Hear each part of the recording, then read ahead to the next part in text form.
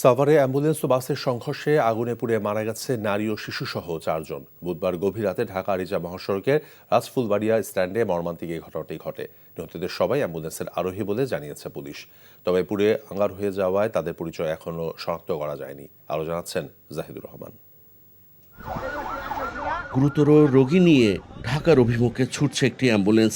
হঠাৎ করেই পেছন থেকে প্রথমে শ্যামলী পরিবহন ও ঝুমুর পরিবহনের দুটি বাস পরপর অ্যাম্বুলেন্সকে ধাক্কা দিলে বিস্ফোরিত হয় অ্যাম্বুলেন্সের সিলিন্ডার। মুহূর্তেই দাবা নলের মতো আগুন গ্রাস করে নেয় গোটা অ্যাম্বুলেন্স। তারপর পেছনে থাকা বাস দুটিকেও গ্রাস করে আগুন। এই যে গাড়ির ড্রাইভার সে হয়তোবা এই রাস্তা চেনেও না, জানেও না। এই বাসগুলো পিছন থেকে এই গাড়ির পিছনে লাগানোর সাথে সাথে আগুন ধরে দেয়।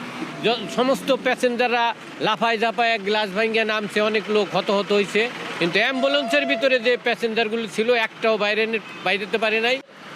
দুর্ঘটনার কারণে মহাসড়কে বন্ধ হয়ে যায় যান চলাচল। খবর পেয়ে ফায়ার সার্ভিসের 3টি ইউনিট বাস থেকে আহত অবস্থায় 7 জনকে উদ্ধার করে হাসপাতালে পাঠায়।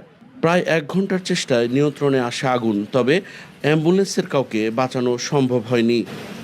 আমাদের সাভার স্টেশনের 3টা unit ambulance first call second call ঘটনাস্থলে যায় দেখি যে 3টা গাড়িতে আগুন জ্বলতেছে। আমরা অ্যাম্বুলেন্সের মধ্যে 4 জন ডেড বডি দেখতে পাই। বাস দুটির চালকের এখনো কোনো খোঁজ পায়নি পুলিশ।